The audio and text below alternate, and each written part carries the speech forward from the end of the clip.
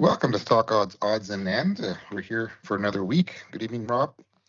How's everything? Hey, good evening. We got this on a Saturday again. I know that people like us to push it out on a Saturday so that they can at least review it Sunday before the trading week. So congratulations, Dave. I know you you talk about Nvidia every week. That's pretty much the market. Why bother with anything else? Why bother with anything else, right? I know you cleared your whole schedule for this, so this is fantastic. All right. That's March the 2nd, 2024, and we are on our way. Here is the SPY that had its nice move up on Friday. And we did have some economic reports that, it's very discretionary how the market interprets some of these things. And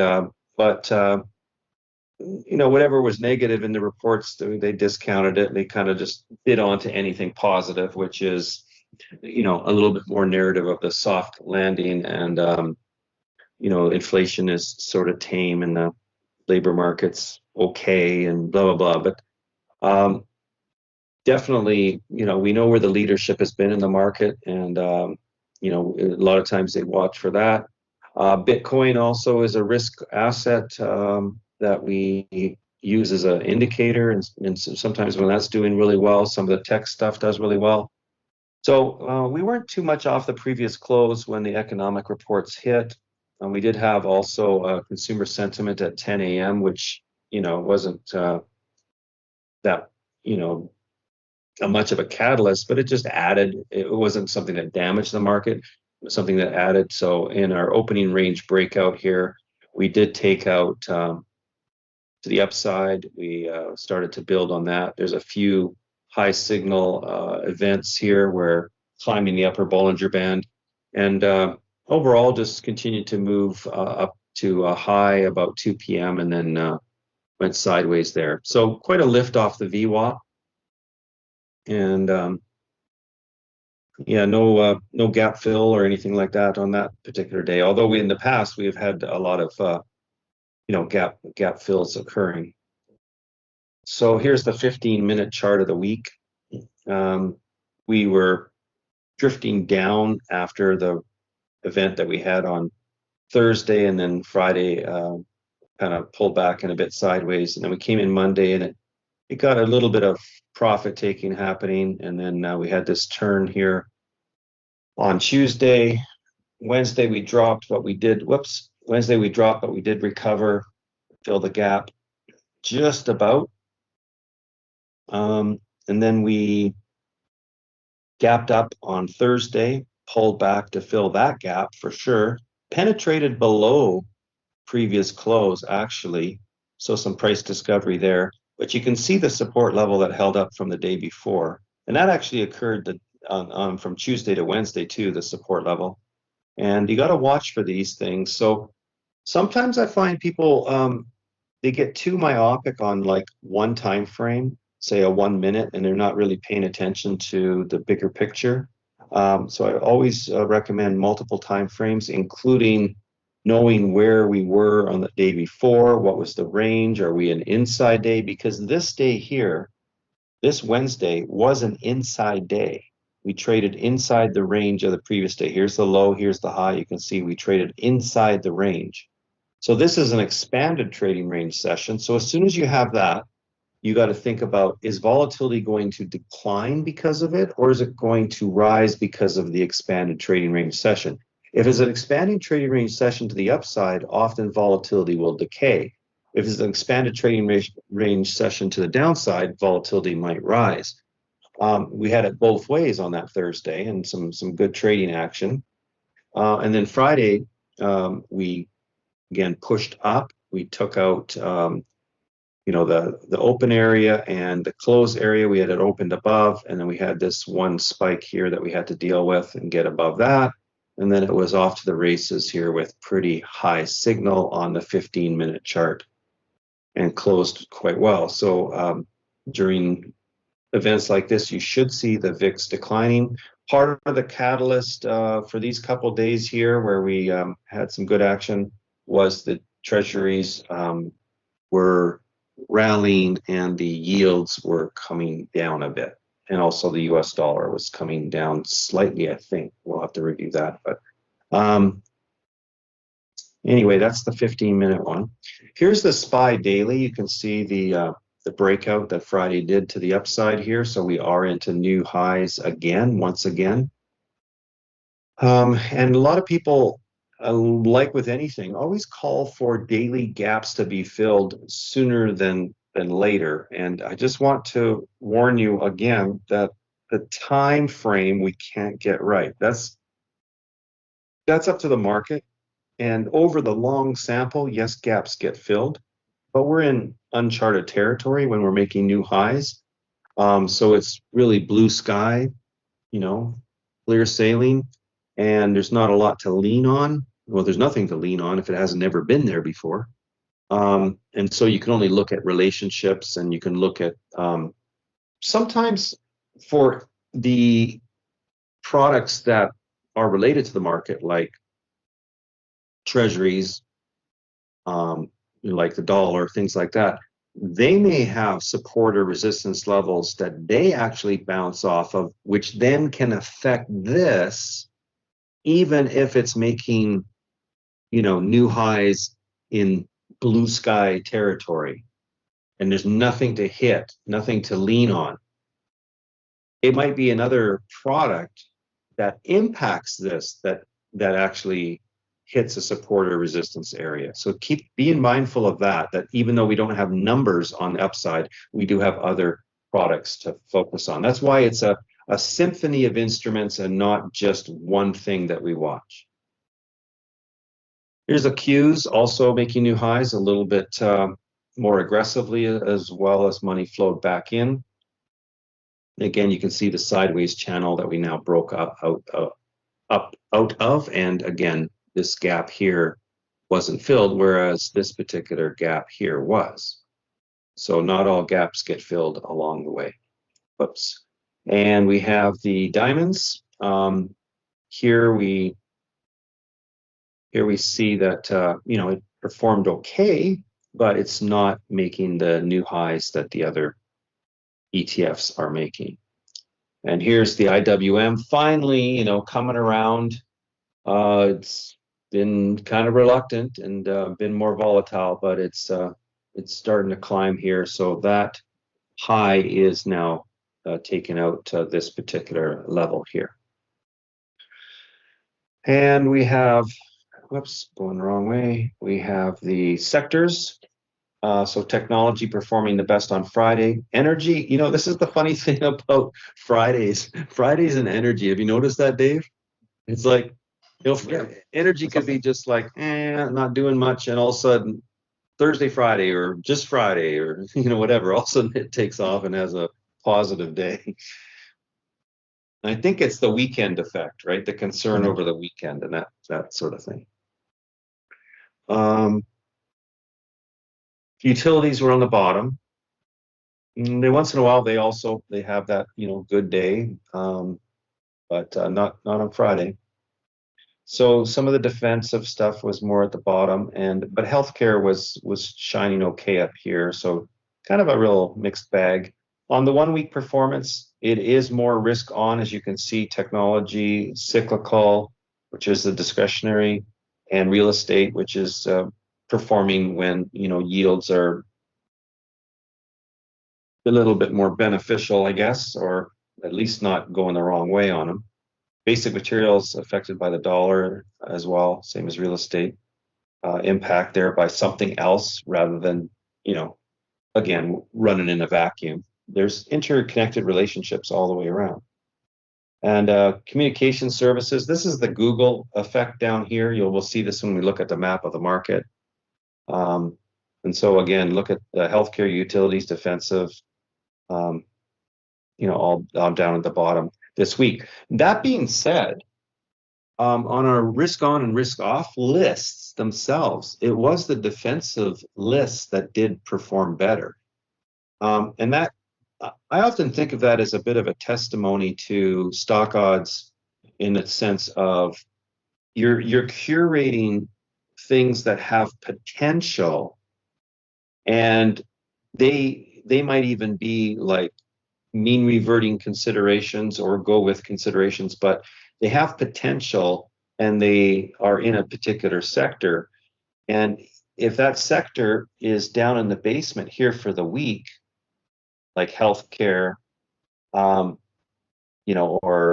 consumer defensive, those are in our defensive list as longs. The symbols that are selected still could perform very well, even though the whole overall sector, you know what I mean? When you look at your map of the market, not every symbol in the sector is all red or all green most of the time. Most of the time it's spackled, right? It's got red and green of varying degrees. And then occasionally you see like an entire sector, like energy is either green or red, or utilities are either green or red, mostly red. But anyway, I just want to point that out, that just because you see consumer defensive and healthcare down on the bottom for the week, it was actually the defensive list that performed better than the risk on list for the week on almost every of those days. Here's the sector performances for Friday and the week. So up top, I have the performances here. And again, this is rather than the broader market, this is only the S&P sectors themselves and the components within that. So you see healthcare down on the bottom as far as negative, with consumer defensive, and then utilities and financials. Performing best was the Russell, 3%. And the Qs were tied with discretionary pretty much, and then real estate positive. XLK also performing really well. And the diamond's pretty much unchanged for the week. And then down here, I just wanted to point out to really look at your betas here and see how different the beta is on XLU versus the market. So this is important that you guys understand that, because like if you were seeing the SPY rally and you thought, hey, I'll buy AEE or I'll buy AEP or you'll buy a utility because you see the SPY rallying, you're not going to get bang for your buck on that. In fact, it probably will, do nothing or move the opposite direction. If you want bang for your buck, you're going to have to go into XLK or XLY, things that actually move more than the market when the market moves. So if the market moves 1%, XLY might move 1.2% on average. And that's going to give you a little bit better bang for your buck there. Also important to know the ATRs, and you can see the Qs is $5.43. So you get quite a bit of movement there. You also can look at it as a relationship between the ATR and the price. So what is the ATR as a percentage of price? And you can normalize all of them that way. But it's really important to know. Let's say we look at something here that's close in price. What do we have? Say 205 and 210 is not far off. But the ATR is 53 cents versus $3. So, whoops, sorry. No, 210 and 205. Yeah, the ATR is $3 versus 353. So this ATR is larger for IWM than it is for XLK as a percentage of price by far. And then if we look at XLP at 67 cents on a $74 stock, and we look at XLC, $80 stock at 99 cents, again, quite a difference. So understand your ATRs, because that's kind of showing you the volatility of each of those components, each of those ETFs, and that could translate into how you trade them, what the position size is, and so on. Also compare notes with ATR as a percentage of price. As far as relative volumes this week, up here we saw, again, pretty much in keeping with similar to the previous week, but some of the volumes were a little bit low. All right, moving on. We got map of the market for Friday. There's your Google not having a good day, Meta having a great day, Netflix. So communications held up okay on Friday just because of that implication. But for the week, we'll look at that in a bit. Palo Alto had a bounce, but rolling back over. Nvidia, Avco, AMD, all these doing great. Micron, it's all the chips. It's all the chips for now. Energy, here's mostly green again, and then you can see what I was talking about before, sort of this collage of red versus green, and it just depends what StockOdds pulls out in terms of it might say that for tomorrow that UNH might have an opportunity to bounce back, and Lilly might have an opportunity to pull back. So it could be like that, and yet say this whole sector doesn't perform very well, we could still have great results in that combination. Here's the map of the market for the week. So Google is the one that really hurt the XLC, why communications was at the bottom. And that's just because of its sheer size in the group. Even though Netflix and Meta pulled really well, there was enough negative here between Verizon, T-Mobile, and Google that pulled it down to the bottom of the performance list. Whereas technology contains the semis, so even though Apple's pretty large, all of this made up for it for sure. So again, some of these really underperformers have been impacted by earnings and just rotation, but definitely some standout earnings. Tesla, everybody's writing Tesla off because of Boyd, but it bounced back for the week pretty well and played its part in the Magnificent Seven again. And we've had an environment where not all of the seven are always rocking and rolling in the same direction. It was a bit mixed for a while there in February, bit of profit taking and stuff, but kind of with this breakout, a lot of them did participate again. Here's Nvidia, as Dave was talking about, starting to move back up and maybe getting a second wind here. We'll see how that performs this week, but certainly, again, my concern is that people that always jump on it as a short, thinking that it's got to go back down, got to go back and fill this gap or whatever, not likely anytime soon. It'll probably be some bigger event, but in the long sample, when you look way down the road, is it possible for someone to come out with a more efficient, if the whole thing with Nvidia is about, for AI, it's the hardware supply side of that. If somebody's going to enter the marketplace with a much more affordable and much more energy efficient chip that's specific for where the big play is with Nvidia, then you could have a situation here where it's one day it's Kodak versus Fujifilm. Yeah. Remember that, Dave? I remember that. My 36 Kodak ceased to exist, and it was a darling of the Dow at one point, right? Yep. So you never know where these will be in 10 or 15 years, if there's obsolescence to some degree, right? So they have their play with the CUDA cores and the CUDA algorithms, but it could be replaced. I'll leave it at that. So this is, I was talking to one trader this week about, just be careful again on shorting stuff that has really a tip of the spear in a particular area.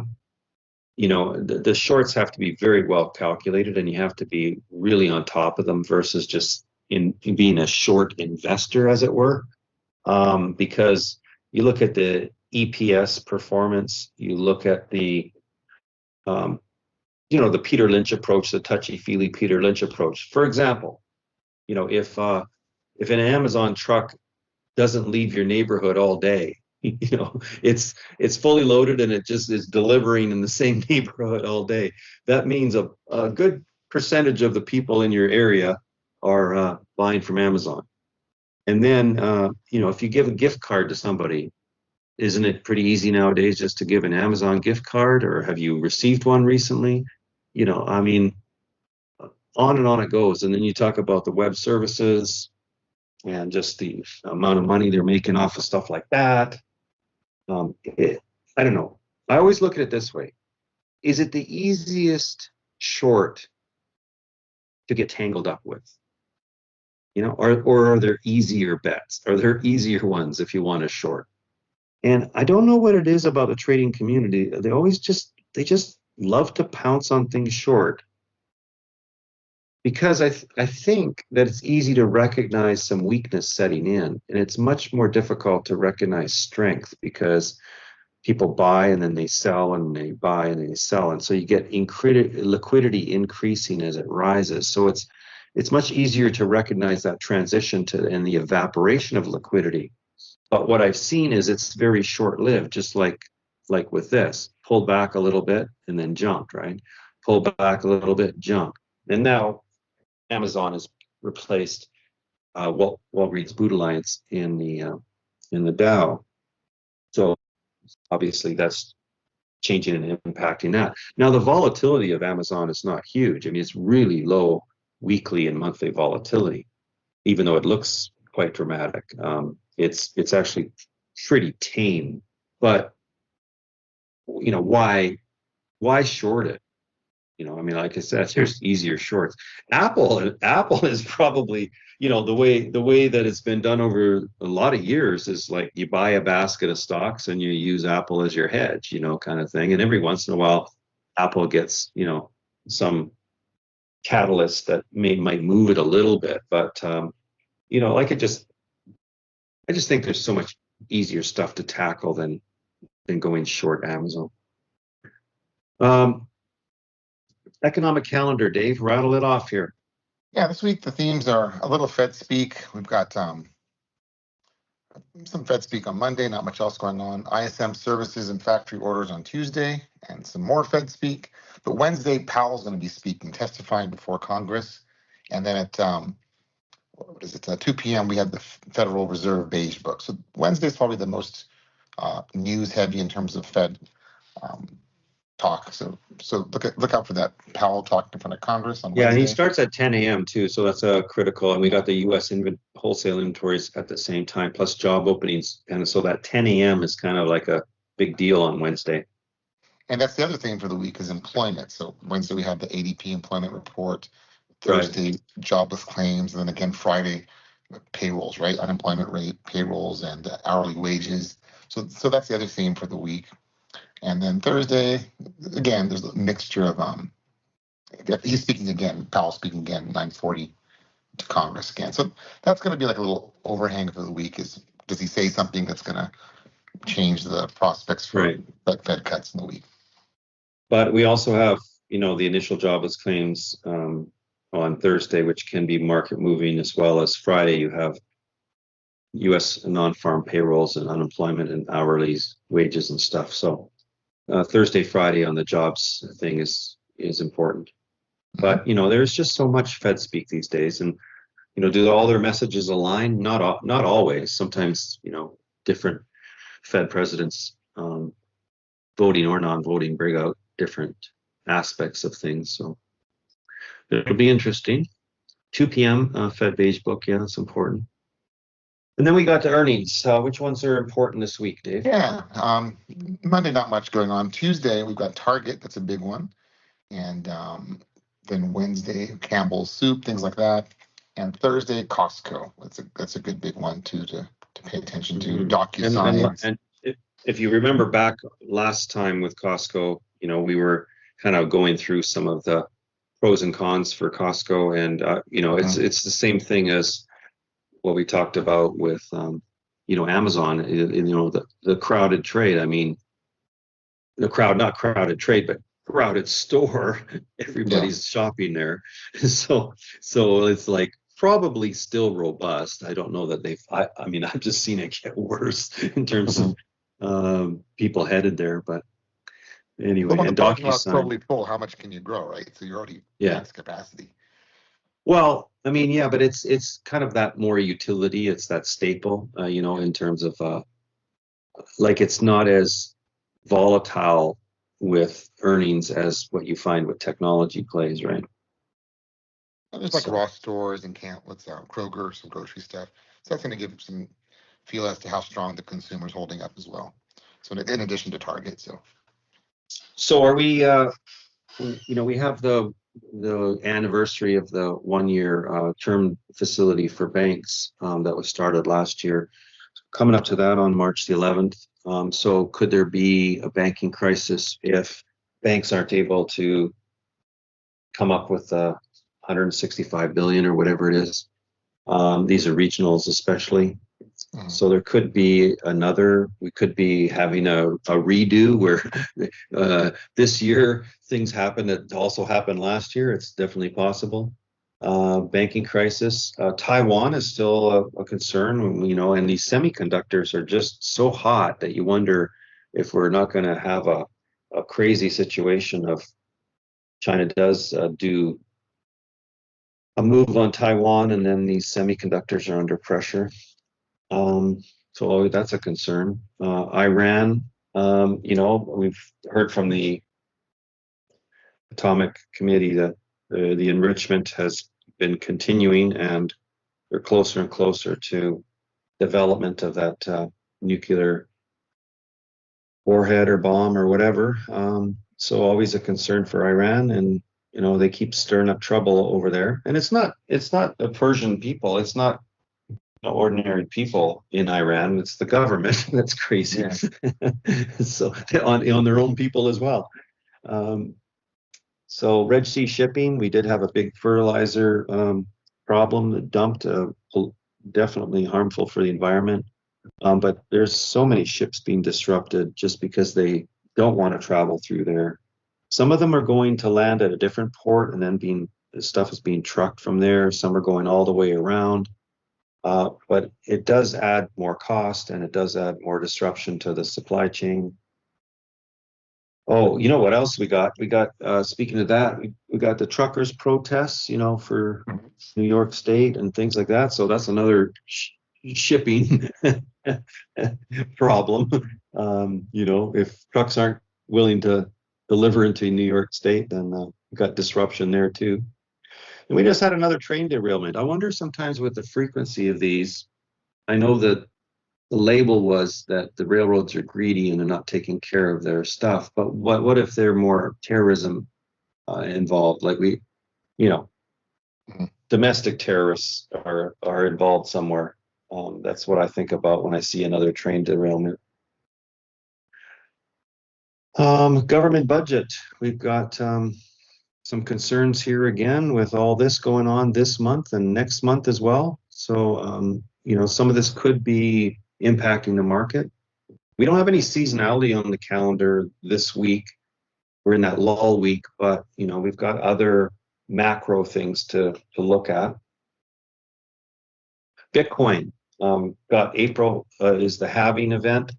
And that just means that, like, as of the last halving event, we had 91% of all the Bitcoin have been mined.